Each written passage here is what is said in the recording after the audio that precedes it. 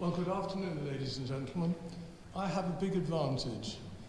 English is my native language, and I think I'm the only person in the room that can say this. So it's a huge help.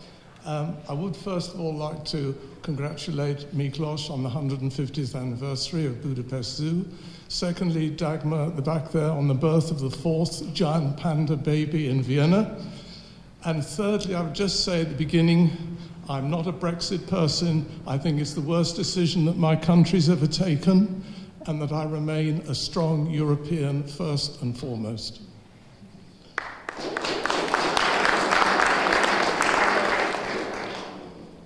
So this little presentation here, I was asked to talk about what is in the pipeline in Europe's zoos. And I've been looking at the major developments in the main zoos in Europe.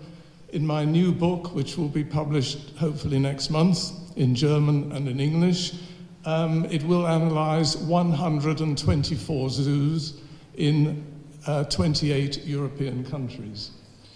The scope of my project is basically as there. I'm saying I'm only looking at mammals, birds, and reptiles, so that all my analysis completely ignores fish, completely ignores amphibians and insects. People might say, that's terrible. I've had to try and put together a project that's manageable, and this is difficult enough. If I then included amphibians and fish and insects, I would never be able to cover myself 124 zoos in 28 European countries. And since at least 95% of visitors to these zoos that I've in my list come to see mammals, birds, and reptiles in the first place, I think that it's a reasonable line to draw.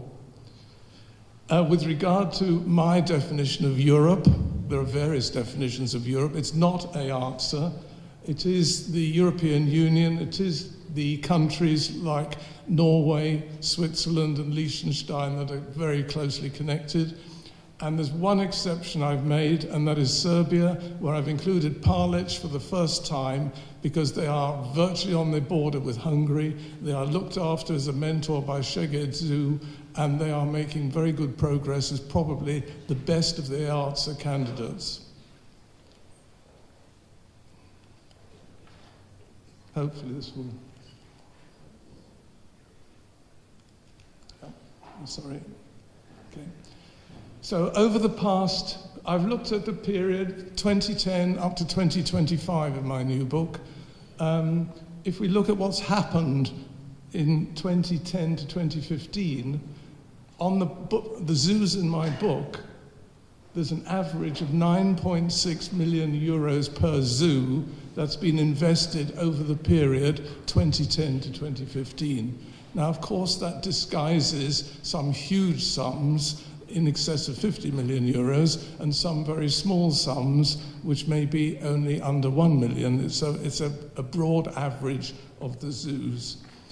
And there are, of course, great problems in comparing costs, because in some of the countries, particularly in the former Eastern European countries, the costs, certainly the labour costs, are far lower than would be in Germany or Britain or the Netherlands or Scandinavia. And so to try and get some sort of relative balance, I've also looked at the costs and made some adjustments in some of the comparisons. One of the things that there's a slide before this that's right. I should have come to this one first. Why are we investing these huge sums of money? What is it all about? Why? And as you can see here, basically, there are a number of reasons. I'm sure most of these are very familiar, but it's, I think, important to understand why zoos have got master plans, why they are looking to invest such huge sums of money. I remember early in my work, Alex Rubel in Zurich said to me, the life of a building of a zoo is 30 years possibly, and one's got to be conscious of the fact that you've got to replace buildings. Apart from them having to be better, they've got to be replaced. So better facilities for existing animals and building replacement is the fundamental. A lot of infrastructure update is going on in the zoos, not only the zoos that we've just heard, like Kozice or Parlic or Belgrade, where the very poor infrastructure is being brought up to standard, but there's a continual need for improvement of infrastructure.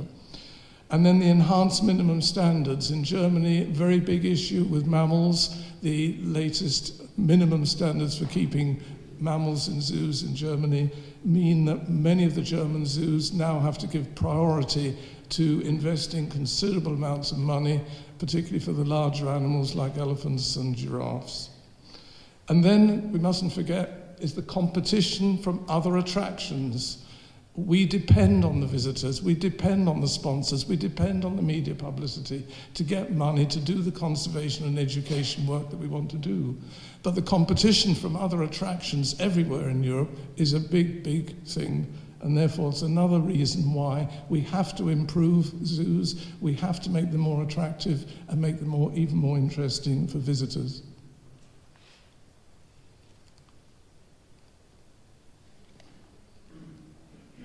I will go to the next one. Right. Master plans. All the big zoos have got master plans. And I've got information, I don't think there's anybody else who's got the information that I've got on the master plans from all Europe's leading zoos. I've just put them into two groups of the biggest ones, 50 million euro plus and 100 million euro plus. I've got a little star against Bucharest Biopark because nobody really knows when that's going to really get off the ground. I've seen the plans, I've been to Bucharest, I've spoken to the consultant who's responsible. I mean, the plans are very ambitious, 47 hectares of new building area for the Bucharest Biopark, right next to the old zoo. Huge, huge project. But I have put a little asterisk there because it is in a different situation to all the other ones on there. Of the other ones with the big money, as you can see, I mean, Berlin, if you take Berlin Tierpark and Berlin Zoo together, they are the biggest single investment in the European zoo world for the next years. The plans are public knowledge, I think, now. They've been drawn up by Perlman. I've seen them all. I've got copies of the whole books, which are about that thick. And they are very, very ambitious programs for both the zoo and the Tierpark. The big difference, of course, is that Berlin Zoo is self-financing, is not dependent on the city, whereas the Tierpark is entirely dependent on the city and needs the money. Big, big difference. Berlin Zoo has already the finances for the next 5 years to carry out their programs, whereas Berlin Tierpark has only got the money for about 1 year, maybe 2 years in advance. Some of the surprises there may be Aalborg in Denmark, another big master plan drawn up by Perlman. I've been to Aalborg very, very recently, and they are going ahead with the first part of that very major project. Chester Zoo is one of my home zoos, obviously.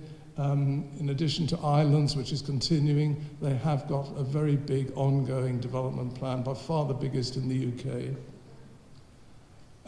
Maybe one or two little surprises there on the 50 million plus are Halle and possibly Karlsruhe, which are two new zoo directors in Germany with big plans, both approved by their city councils. And another name that not everybody in the room may know is Piri Daiitsa. I think everybody amongst the main zoo directors knows about Piri Daiitsa. The fastest growing, most successful zoo in Europe today is Piri Daiitsa, with 1.8 million visitors last year, virtually certainly to have 2 million this year. And it just is an incredible, the most successful enterprise in Belgium, the most largest visitor attraction in Belgium, and has all come up within a very, very short space of time. And they have giant pandas, and they have koalas, etc. And they bred a giant panda recently. Projects in the pipeline. These are sort of the biggest projects, including, of course, Budapest, right up the top there, the Pannon Park Biodome. And we've heard about Emmen, which is just opened, which is the Wildlands Adventure Zoo. These are the two biggest projects on the list. But you can see there are a lot of other big ones. One that most of you probably don't know about is in Poland at Lodz, or the Lutz. If Radoslav had been here, he would have talked about it. This is a project costing probably 80 million euros. and it's for a big Southeast Asian house, something like Afrikarium at Wrocław. The Lord Mayor or the Bürgermeister in Lodz managed to get finance, 320 million zlotys, to go ahead with this huge project, which will be the second, huge project in Poland. I think all the other ones are probably fairly familiar. Then smaller projects, 10 million plus. I mentioned Aalborg. They're going ahead with a project called Sykomit, which will be the first Greenland project in Europe, and entirely based on Greenland. Aalborg is the main port in Denmark that carries all the trade with Greenland, and therefore it has a very close connection. Over 3,000 people's jobs in Aalborg are dependent on trade with Greenland. So it's not too surprising that they're getting the finance and the go-ahead for this major project as the first part of their huge master plan. All the other ones, I think, are fairly well known. Hanover, where I say Jungle Palace for elephants, that is building a new elephant house, which will be open to the public. Hanover is probably the only large zoo with a lot of elephants that I know where in Europe that is not open to the public to go and see the elephants inside. But that's all going to change. The bull will have a much larger area. Hanover has been very successful in breeding elephants. They've had 5 baby elephants 3 times in the last few years. The elephant house at Munich is the rebuild of a historic building which has been delayed, which will be reopened on the 7th of October this year.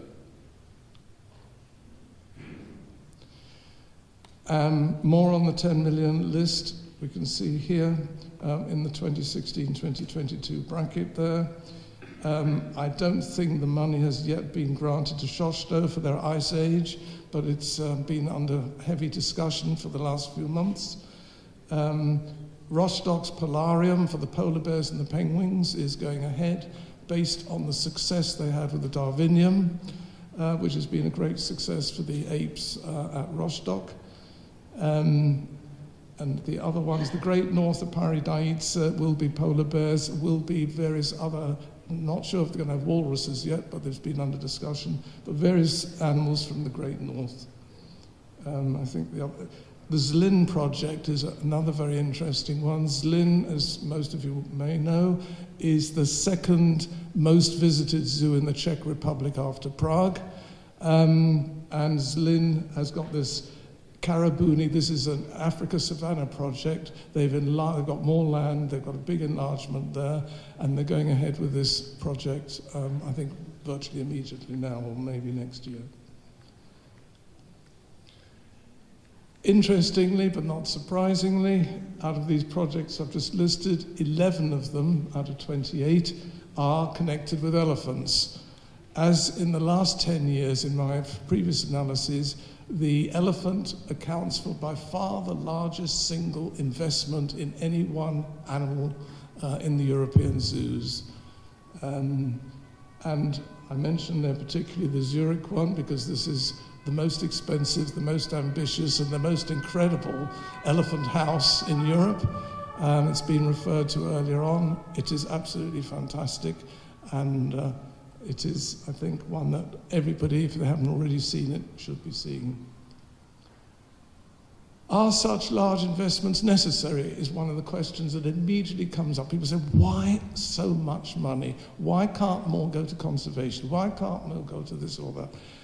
And it is interesting when you try to look at some of these. I've taken there 2 projects for elephants in Germany, Erfurt and Magdeburg. I've just been to Magdeburg, and it's not opened yet. It's opening in Easter, roughly Easter next year. And that's for 8 elephants. Both those projects are for 8 elephants. And they've been able to build a large enough, according to the latest standards, elephant house, and an outdoor enclosure at Erfurt is 1.5 hectares. Magdeburg is considerably less. But what they did, when I saw Magdeburg and what they did for 6.2 million, I couldn't believe it.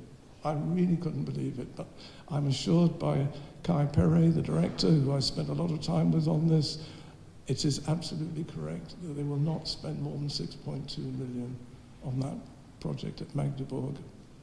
So it's not always necessary to be spending huge amounts, and this is in Germany. We're not talking about in the east of Hungary or the east of Czech Republic or Poland. We're talking about Germany, at Erfurt and Magdeburg, what they've been able to do with that money for up to 8 elephants.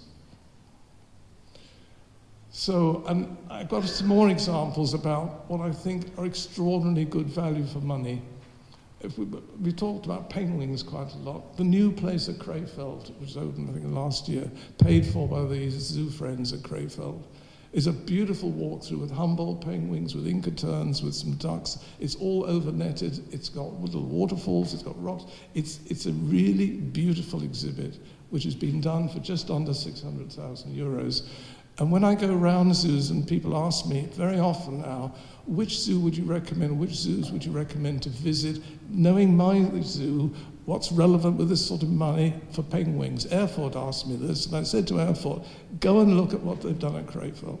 It is absolutely relevant, really, really good for that sort of money. Mulhouse in France, they have built what they call the Great North, polar bears. They had polar bears before in very small enclosures. They've built there now a much larger place, which looks pretty good. They've got Arctic foxes. They've got about 3 or 4 other species there, all within that amount of money in a largish area. I thought that was extremely good value. Totally different is Douai-la-Fontaine. I don't know if you all know Douai-la-Fontaine. It's a beautiful zoo in France. And there they have produced, again, a walk-through area, overhead netted, very large, not only okapis, including monkeys free, including various species of birds flying around, and absolutely brilliant. And they spent 1.3 million euros on what I would have thought would have cost easily 3 or 4. Osnabrück is a special case to some extent. Osnabrück, although that is correct, that 1.5 million, I've seen everything. I've been there with Andres Buseman very recently again. That's opening very shortly. But the point with Osnabrück is they get a huge amount of materials free of charge. That's only the money they actually pay out. They're getting at least 1 million euros worth of materials free of charge. That's typical of what they've been getting on some of the other projects at Osnabrück, where the zoo director spends a lot of his time, over 175 commercial sponsors collecting money for one project after the next. It doesn't come from the city, it comes from private individuals and sponsors in Osnabrück and around. The Shosto Green Pyramid, which is the Indonesia house, and the associated work that was done for the gorillas and the Africa savannah, for 6 million euros, I thought at the time, extraordinarily good value for that particular building and particularly what they actually produced. I remember Dr. Blazkowicz, who was the Berlin director at the time, when he did the opening speech, and I was with him, and he said to me, that would cost 25 million euros in Berlin to do exactly the same. So that was just a little rundown on what's going on, the huge amounts of money being spent, why it's necessary to spend them, but not necessarily the very big amounts. There can be smaller amounts. And I've been around many zoos now where really good enclosures have been done for relatively small amounts of money. It's not always necessary to be talking the tens of millions. Thank you.